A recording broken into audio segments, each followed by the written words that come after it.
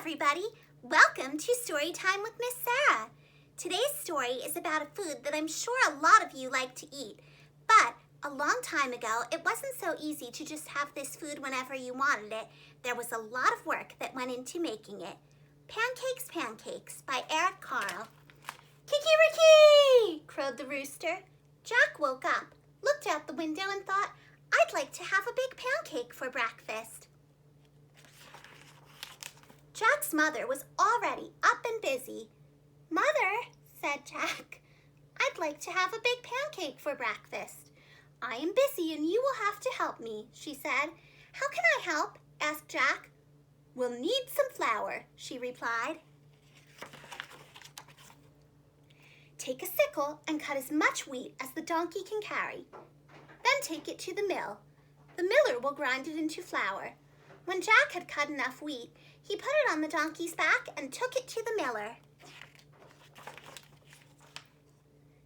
Can you grind this wheat for me? He asked. I need it for a big pancake. First, we must separate the grain from the chaff, said the miller. He gave Jack a flail and spread the wheat onto the ground. The miller took another flail and began to beat the wheat with it. Jack helped with the threshing, and soon there was a big pile of straw and chaff and a small pile of grain. The miller poured the grain onto a large flat stone. On top of it was a round millstone connected to the water wheel on the outside.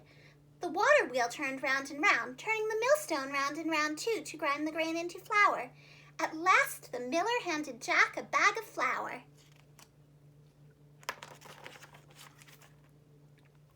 Here's the flour, shouted Jack. Let's make a pancake. But his mother said, now we need an egg. Jack went to the black hen and fed her some grain that had slipped into his pocket while he had been threshing. Cluck, cluck, said the black hen and went inside the hen house. Then she said, cluck, cluck, once more and laid an egg. Here's an egg, shouted Jack. Let's make a pancake. But his mother said, now we need some milk. Jack went to the spotted cow and began to milk her. Moo, moo, said the spotted cow as the milk squirted into the pail. Here's the milk, shouted Jack. Let's make a pancake. But his mother said, we need some butter. Jack got the butter churn and held it between his knees. His mother scooped the cream from the top of the milk and put it into the butter churn. Jack pushed the churn handle up and down, up and down. Finally, the cream turned into butter.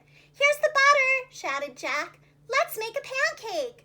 But his mother said, we need to build a fire. Jack went to the woodshed and brought some firewood.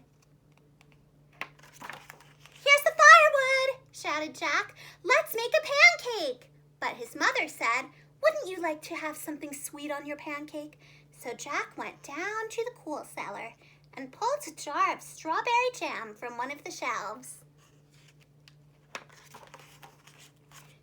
Here's the strawberry jam, shouted Jack. Let's make a pancake. In the kitchen, Jack's mother had filled the table with the flour, the egg, the milk, the butter.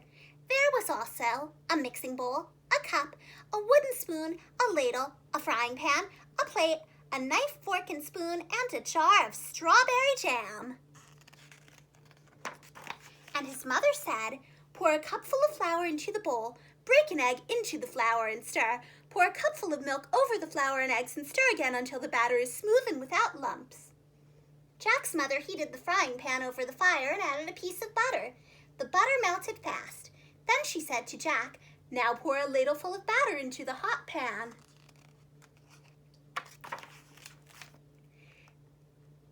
After a minute or two, she looked at the underside of the pancake. It was golden brown. Now watch, she said. I'll turn the pancake over. Ready? Ready, shouted Jack. Flip, said his mother.